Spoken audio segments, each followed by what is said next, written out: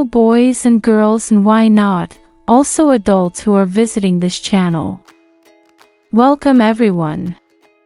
Here I will be sharing a space created for the little ones in the family where I will be leaving them stories created by me, and they will be narrated through my voice. The purpose is to have a fun and pleasant time in which they could listen to them during the day or, as was the custom in the past, before going to sleep. And well, without further ado, here we go with the story. Hope you like it. Farm meeting. In a small town far from the city, two people named Porfirio and Amelia decide to buy a farm that many years ago was very deteriorated because it was abandoned. Porfirio and Amelia had been married for several years and had no children. They both really liked tranquility and animals. One day both were walking around the city in search of their ideal home. For the time being, they both lived there in the city in the house of Amelia's parents.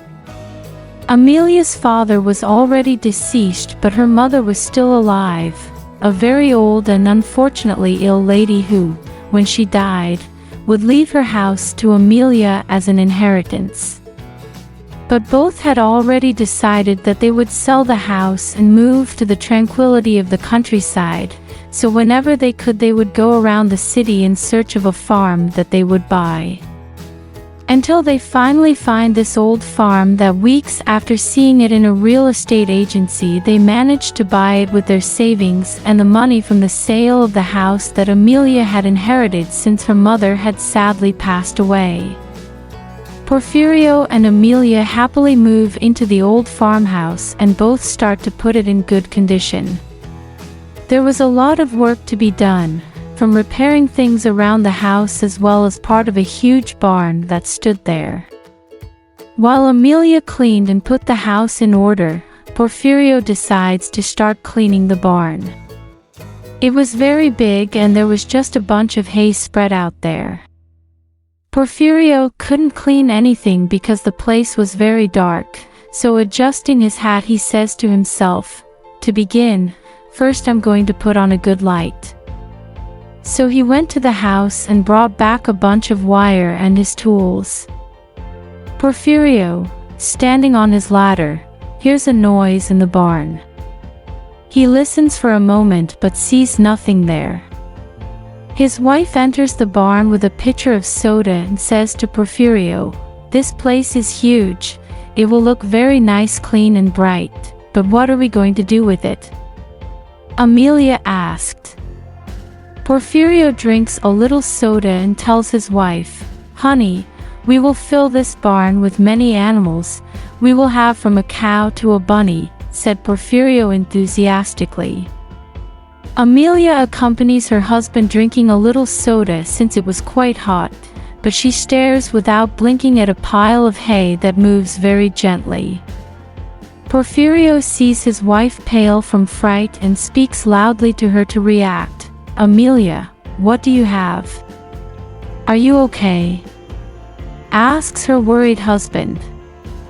Amelia, speaking almost secretly, replies, "Shh, speak softly Porfirio and listen. Look there, in that pile of hay there is something. I saw how the hay moved very slowly," Amelia said. They both stood very still looking at the hay and making silence. Porfirio tells his wife that he had also heard a noise when he was putting on the light, but he thought it was something he imagined. Amelia kept looking and waiting for the noise to be heard again. Porfirio, without wanting to continue with the doubt, takes the broom and tells Amelia, "Enough of waiting. Let's see what's moving here," and when he puts the broom in the hay, the face of a beautiful white kitten with light blue eyes appears, which he immediately bought from Amelia. "Look, Porfirio, what a beautiful little animal," Amelia said, carrying the kitten in her arms. Porfirio patted her head and said to his wife, "Do you see it, darling? I told you we would fill this barn with animals, we already have one, lol." Amelia told him that the kitten would not sleep in the barn. She would stay inside the house because it was too beautiful and delicate to be in a barn with other animals like pigs or cows. From that day on, Princess, which is how Amelia called the kitten, began to live with Porfirio and Amelia inside the house. 3 weeks passed and everything was looking very good both in the house and in the barn part. Porfirio dedicated a lot of time to the farm every day. He had already planted many fruit trees and also had vegetable plants that were already giving their first buds. On the farm there were already several plantations, but with the abandonment they were almost disappearing, but Porfirio was recovering them and there were already several that were bearing fruit. The barn was ready to receive the animals that they wanted to put there. At noon, while Porfirio and Amelia are sitting at the table finishing their lunch, they suddenly see that Princessa comes running quickly scared. "What's wrong with Princess?" Amelia says, leaving her chair. Amelia goes to the door and calls her husband, Porfirio. Porfirio, they see that there is a huge truck entering through the main gate and it is coming this way, Amelia said, surprised. Porfirio did not get up from the table without first emptying his plate, and chewing his mouthful of food he got up and said to his wife, "Calm down, Amelia. Our family continues to grow, hee. Let's welcome our animals," said Porfirio, laughing. Amelia didn't understand anything and looked at Princessa, who said meow as if to say that she didn't understand either, and went to the truck that had already stopped inside the farm. Porfirio helped the truck driver open the back door of the truck, and from there came out 2 cows, 2 little pigs, a couple of geese, a rooster and a hen, and 4 bunnies. Another truck, but smaller, also entering through the gate, was leaving other animals that were 2 goats, 2 sheep and 3 ducks. "Holy gray hair of mine! How many animals?" Amelia said in surprise. Porfirio and Amelia welcomed each of the animals with caresses and put some inside the barn and others in their houses, such as the chickens in the chicken pen. The only one who was not happy and had looked at each of the animals with an angry face was Princess. All the new members of the farm realized that they had not been well received by the cat, but that day, because it was the first, they just ignored the smug cat. The night had arrived. Porfirio and Amelia were very tired because they had worked a lot that day. Amelia offers her husband a cup of hot tea before going to bed. As they enjoy their tea, Amelia, sitting in her favorite chair, calls for Princess to sit with her like she did every day. But Princess ignored the invitation and stayed alone on her pillow in anger. "I think someone is not very happy today," Amelia said. Porfirio, drinking a sip of tea, replied, "Leave her alone, she'll get over it. She must be jealous of the new animals. What a silly kitty, lol," said Porfirio, smiling. The couple finally goes to their room. The time to rest had come. Tired, Amelia had forgotten to leave a small lamp lit for Princessa that was left on for her every night. They hadn't closed the kitchen window either, and Princess, annoyed and angry, went outside.